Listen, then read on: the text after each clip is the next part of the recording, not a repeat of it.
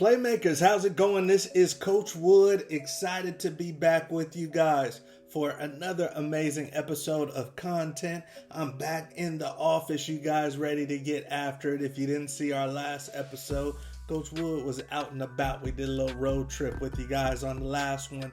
But today's topic, you guys, is huge because the season's right around the corner. We're shooting this at the end of July. There are no more games to be played. All of the big talk, all of the dreams, the aspirations, all of that is going to have to come to fruition in the next couple weeks, you guys, as you get off to camp. The NFL guys are already in camp, so it is very real in the football industry, you guys. Today we're going to talk about football volatility. Football volatility. We wonder why there's so much emotion centered around the game, and we're going to get into that here in a second. But before we do, baby, please consider hitting that subscribe button if you do enjoy the content that we share with you today. We love to serve the football families, the aspiring athletes, the coaches and fans out there. Also, we have some amazing resources down there for you athletes and football families. So check out what we have for you down in the description box. But let's get into the content. All right, you guys, football volatility. So many athletes, families of athletes, have a lot riding on this upcoming season, right? This fall, maybe you're an upcoming senior and you're thinking that, hey, this is my free agent year. I'm going to have a great senior year and then I'm going to go off to a university that I'm excited about. Some of you guys may be in junior college. Some of you guys may be in your very first varsity season. Some of you guys may be coaches that are listening to this episode. So there is a lot riding on this upcoming season, you guys.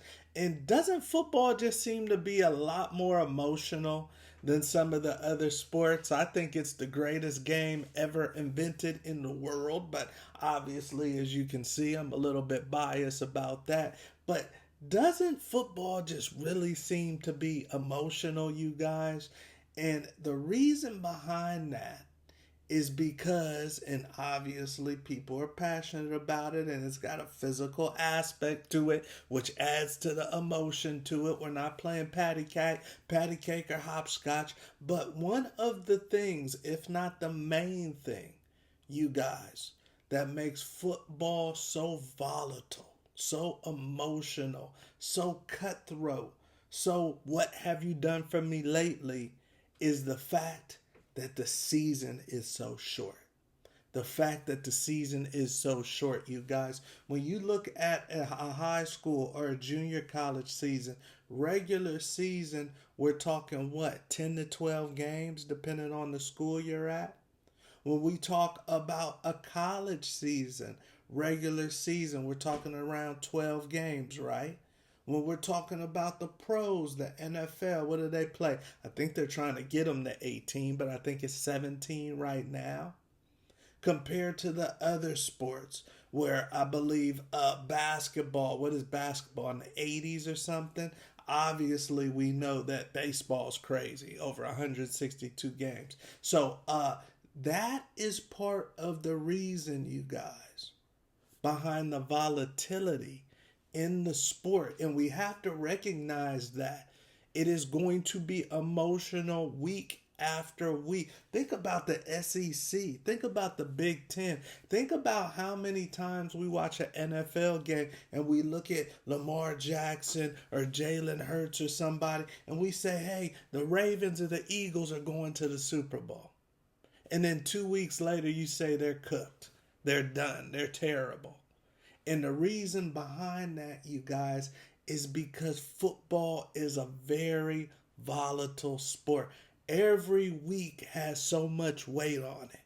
Everybody's job feels like it's on the line from week to week. I went from my junior year, the very first game of the season at the University of Colorado, having 2 interceptions, one as you see right here, and feeling like I'm the man. I'm doing interviews and everything. My stat guy, shout out Dave Platty, is coming to me and he's joking with me, saying, "Hey, you lead the country in interceptions." I have 2 interceptions in my first game starting on national television. A week later, just a week later, we barely lose to USC. I'm playing kind of. The coach already wanted to take me out. The head coach I wasn't his cup of tea. So he saw that as an opportunity to take me out. So I'm coming off the bench in the next game and then eventually just fully replaced. And I'm leading the team in interceptions. And just my standing, my feeling, my confidence, the way I'm viewed, everything changed in a week. The volatility of football, you guys. You may get out the gates hot as a young quarterback and then throw 3 interceptions in the rivalry game. Now nobody wants to talk to you anymore. You may come off the bench a la Trinidad Chambliss. And now you're in AT&T commercials. I went from Division II, Ferris State, to Ole Miss, planning on being a backup to Austin Simmons. Then I get my shot and blow up. Now I'm in AT&T commercials.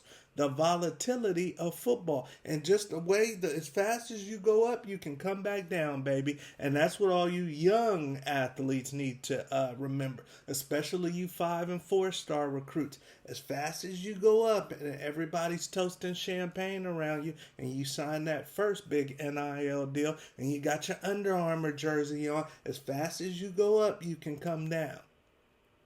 When I was at the University of Colorado, we were a top. I won a Big 12 championship. We were a top-notch team, late 90s, early 2000s.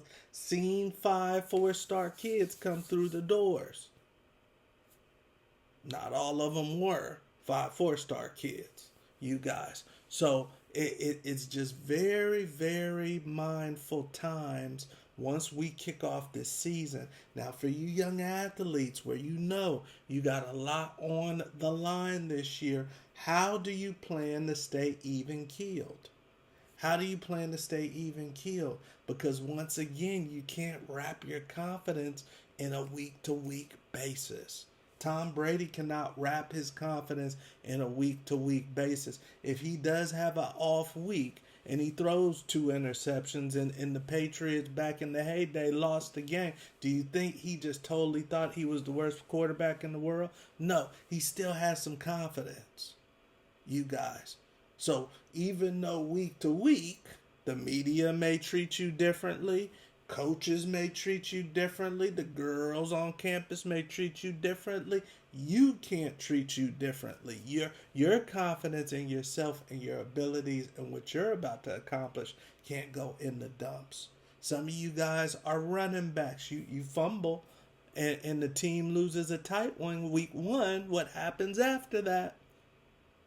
Like I told you, I got a Big 12 championship, but we lost the very first season of the game that year to Fresno State, and nobody expected a Big 12 team to lose game 1 to Fresno State. Now, we didn't know how good Fresno State would be. Their quarterback, David Carr, would eventually be the number 1 overall pick.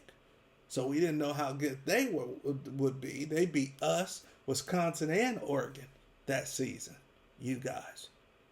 But we didn't wrap too much into that very first week. Because the very first week is just the very first week, baby. So you athletes need to understand this. You got to be the calm in the storm. This is football. It is going to be emotional. It is going to be volatile. Week to week, you guys. You cannot wrap your confidence, your self-worth, who you are as a player in the week-to-week vibe and emotions. You can't do it. You already know because Coach Wood is telling you this is about to be a very volatile season. How are you going to be calm, even-keeled, and produce? At the end of the day, if I got 12 games, maybe we go to the playoffs, 14 games. Can I be on top on at least 10 of them?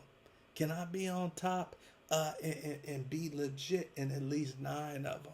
Because if you look at that over the course of a season, that's a strong season. But you cannot wrap your emotions, your self-wealth, your confidence, your self assurance of yourself in a week-to-week basis.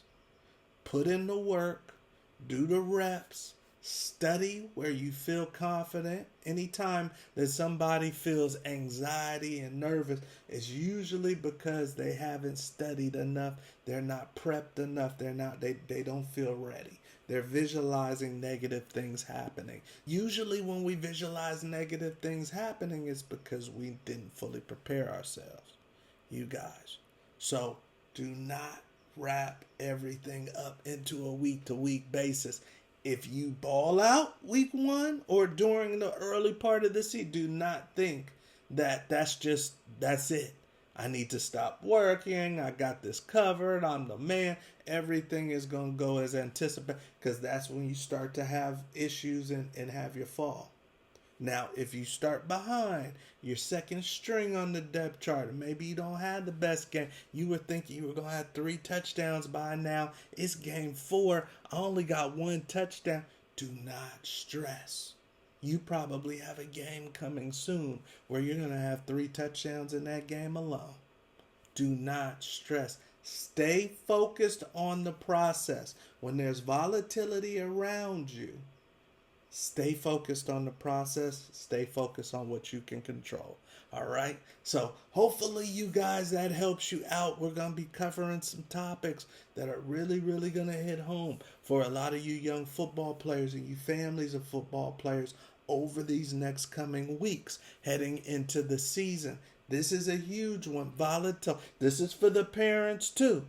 This is for the parents too. If you feel like your son's not getting the ball enough, game 1, game 2, game 3, how do you handle that? Do you go off on the coach? Do you mess up the rest of the season for your kid? How do you handle that? All of a sudden, now game 1 he had 2 touchdowns, and now all of a sudden they're not looking for him.